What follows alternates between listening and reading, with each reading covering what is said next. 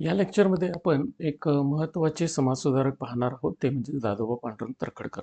आता दादोबा पांडुरंग तर्खडकर यांच्याबद्दलचा जो लेआउट आहे तो मी इथं मांडून ठेवलेला आहे आणि यानुसार आपल्याला काय काय त्यांच्या घडामोडी आहेत किंवा कशा पद्धतीनं त्यांच्यामध्ये त्यांच्या जीवनक्रमामध्ये त्यांनी काय काय केलेलं आहे याचा आपण काय करणार आहोत, इथं आढावा घेणार आहोत. पहिली गोष्ट आहे त्यांचा जन्म. जन्म हा 9 मे 9 मे 1814 बघा, 9 मे 1814 मुंबई येथे झाला. मुंबई येथे झालेला आहे. त्याच्यानंतर दुसरी गोष्ट म्हणजेच काय, त्यांचं मूळ गाव आहे ते तरखड आहे. मूळ गाव कोणतं आहे? तरखड आपल्याला बघायला मिळतं. 1836 मध्ये 1836 खूप महत्त्वाची घटना त्यांच्या जीवनामधली आहे आणि ती महत्त्वाची घटना म्हणजेच काय, तर दादोकृत या नावानं, दादोकृत, बघा दादोकृत या नावानं 22व्या वर्षी महाराष्ट्र किंवा आपण काय म्हणू शकतो, मराठी भाषेचे व्याकरण, मराठी भाषेचे व्याकरण त्यांनी 22व्या वर्षी लिहून काढलं आणि 1836 ते प्रसिद्ध झालं. बघा, 1836 दादोकृत या टोपण नावानं 22व्या वर्षी महाराष्ट्र किंवा मराठी भाषेचं व्याकरण कोणी लिहिलेलं आहे? दादोबा पांडुरंग तर्खडकर यांनी लिहिलेलं आहे. 1825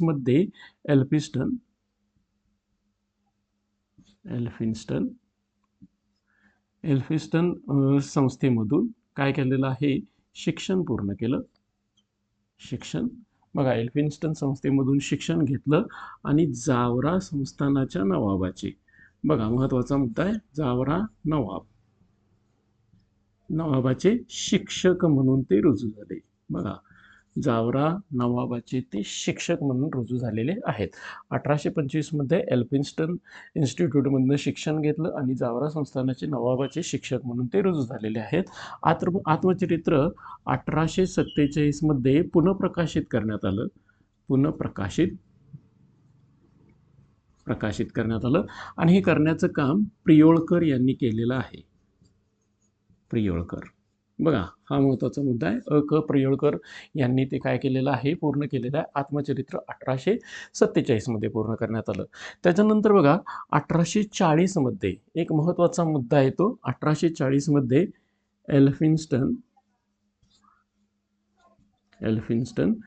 एल्फिन्स्टन इन्स्टिट्यूटमध्ये इंग्रजीचे प्राध्यापक किंवा इंग्रजीचे शिक्षक म्हणून आपण, इंग्रजी विषयाचे शिक्षक म्हणून ते रुजू झालेले आहेत. बघा, 1840 एल्फिन्स्टन इन्स्टिट्यूटमध्ये ते इंग्रजीचे शिक्षक म्हणून काय झाले? रुजू झाले. 1846 ज्यावेळी जांभेकरांचा मृत्यू झाला, मृत्यू झाला, त्यावेळी ट्रेनिंग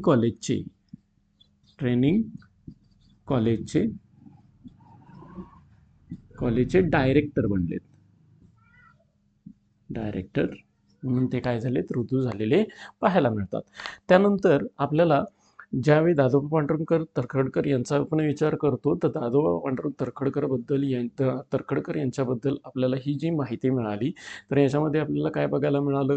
जन्म कधी झालेला आहे? तर 8 मे 1814 मुंबईमध्ये झालेला आहे. मूळगाव कोणतं आहे? तरखड आहे.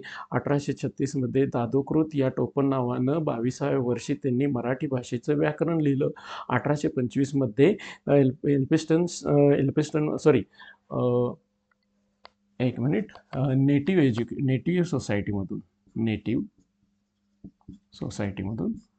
सोसायटीमधून त्यांनी शिक्षण पूर्ण केलेलं आहे. नेटिव्ह सोसायटीमधून शिक्षण पूर्ण केलं आणि जावरा येथे नवाबाचे शिक्षक म्हणून ते रुजू झालेले आहेत.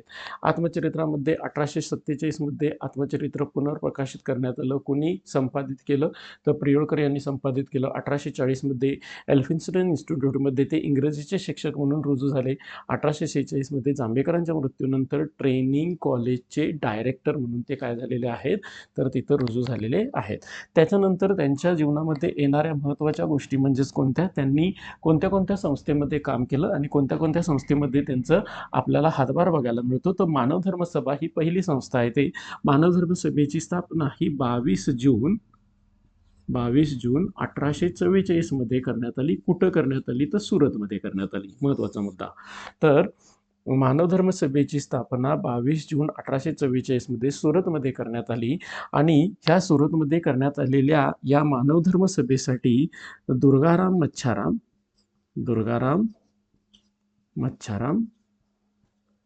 मच्छाराम आणि दीनमणी शंकर दलपतराय या दोघांनी खूप महत्त्वाचा वाटा उचललेला आहे. त्याच्यानंतर या मानवधर्म सभेची तत्वांचा जर विचार केला तर ईश्वर एक आहे, मानवजात एक आहे, सर्वांशी समानतेने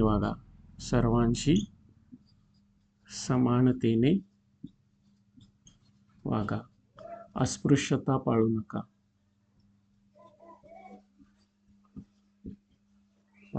नका. अशा बऱ्याचशा तत्वांनी ही तत्व असणारी ही आपल्याला मानवधर्म सभा बघायला मिळते. मानवधर्म सभेचं काम खूप छान पद्धतीनं चाललेलं होतं, परंतु मानवधर्म सभेला एक ब्रेक लागला आणि तो म्हणजेच कधी? तर 1846 मध्ये. 1846 मध्ये काय झालं की 1846 मध्ये आपले दादोबा पांडुरंग तरखडकर यांची बदली झाली आणि ते मुंबईला आले. मुंबईला आल्यानंतर महत्त्वाचा मुद्दा होता की मानवधर्म सभा पुढे गेली पाहिजे होती, परंतु मानवधर्म सभेचं कामकाज करण्यासाठी जे सदस्य लोक होते ते तेवढी क्रियाशील नव्हती आणि तेवढी क्रियाशील नसल्यामुळं ही मानवधर्म सभेचं काम नंतर काय झालं? थंडावत गेलेलं पाहायला मिळतं.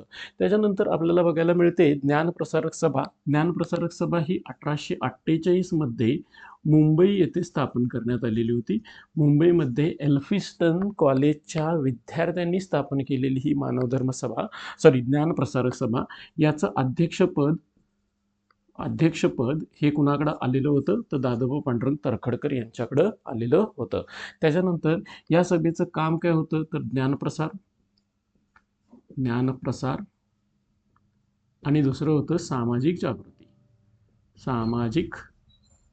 जागृती. बघा, ज्ञानप्रसार आणि सामाजिक जागृती हे या दोन यांचं काय होतं? तर काम आपल्याला पाहायला मिळतं.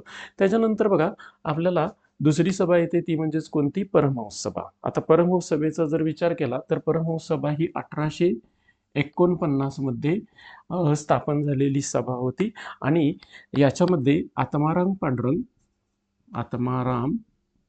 आणि दादोबा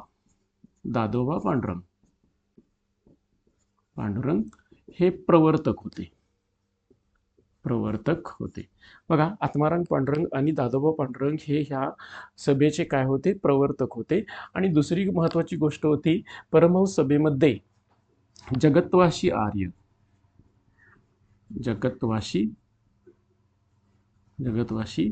आर्य या टोपण नावानं लिहिलेलं धर्मविवेचन. बघा, जगत्वासी आर्य या टोपण नावानं लिहिलेलं धर्मविवेचन खूप महत्त्वाचा मुद्दा हा आहे. तर जगत्वासी आर्य या टोपण नावानं लिहिलेलं धर्मविवेचन कोण लिहायचे? दादोबा पांडुरंग तरखडकर हे परमहंस सभेतील सदस्यांना काय केलं जायचं? वाचायला दिलं जायचं. बघा, आत्माराम पांडुरंग, दादोबा पांडुरंग हे परमहंस सभेचे प्रवर्तक होते. जगत्वासी आर्य या टोपण नावानं धर्मविवेचन हे काय केलं जायचं? तर दादोबा पांडुरंग तरखडकर यांनी लिहिलेलं धर्मविवेचन हे परमहंस सभेतील सदस्यांना वाचायला मिळत होतं. परंतु 1860 मध्ये एक अशी घटना घडली. 1860 मध्ये सदस्य यादी चोरीला गेली आणि त्याच्यानंतर परमहंस सभेमध्ये असणारी लोक जी होती तर त्यांच्या मनामध्ये एक भीती तयार झाली की बाबा आता आमच्यावरती बहिष्कार टाकला जाईल, आमच्यावरती टीका केली जातील. ह्या गोष्टींमुळं त्या लोकांनी परमहंस सभेशी आपलं नातं तोडलेलं होतं. तर बघा, अशी परमहंस सभा. त्याच्यानंतर 1852 मध्ये अहमदनगरचे डेप्युटी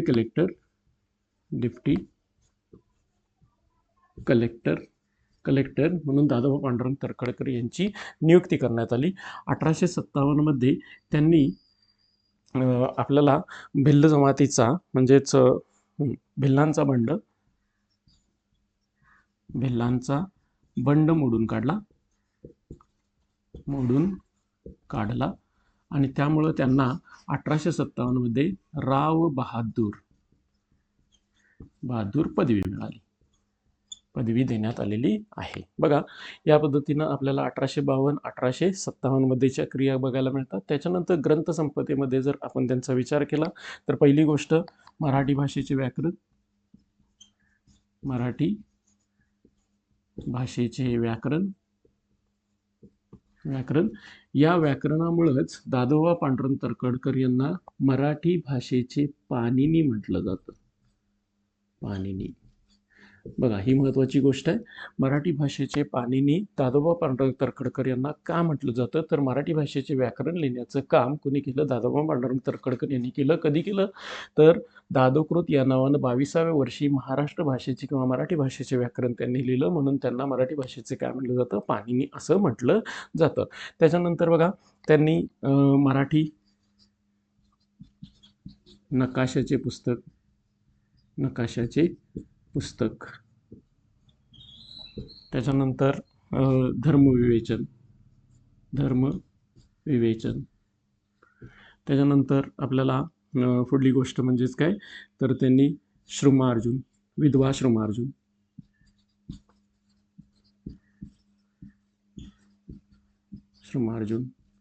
त्याच्यानंतर माबाईच्या ओव्या,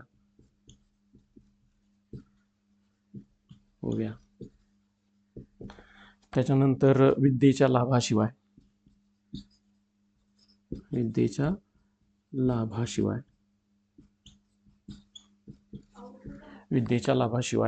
अशी आपल्याला पुस्तकं लिहिलेली पाहायला मिळतात.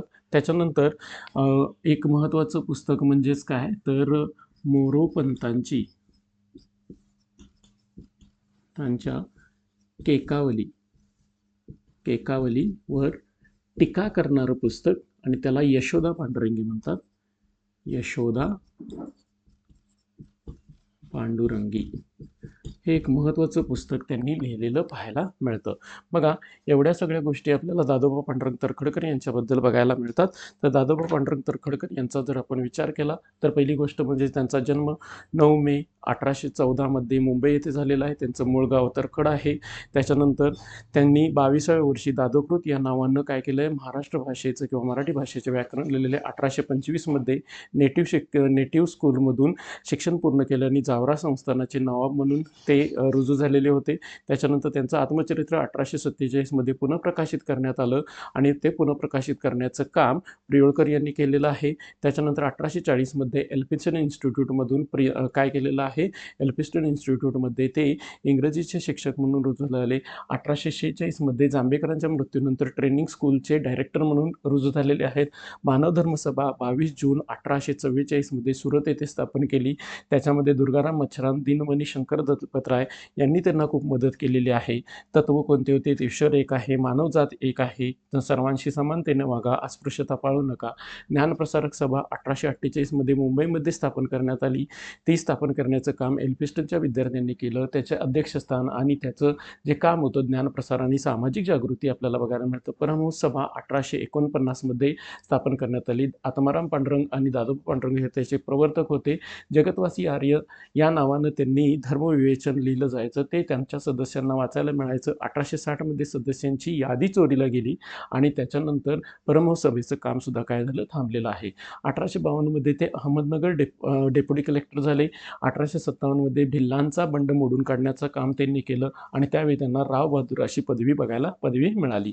ग्रंथसंपदेमध्ये जर विचारात घेतलं तर मराठी भाषेचे व्याकरण 1836 मध्ये लिहिलं आणि त्यामुळे त्यांना काय मिळालं, तर मराठी भाषेचे पाणिनी असे म्हटलं जातं. मराठी नकाशाचे पुस्तक, धर्मविवेचन, विधवा श्रमार्जुन, माबाईच्या ओव्या, विद्येच्या लाभाशिवाय, मोरोपंतांच्या केकावलीवरती टीकात्मक पुस्तक ग्रंथ लिहिला यशोदा पांडुरंगी आणि इथूनच समीक्षेची सुरुवात झाली.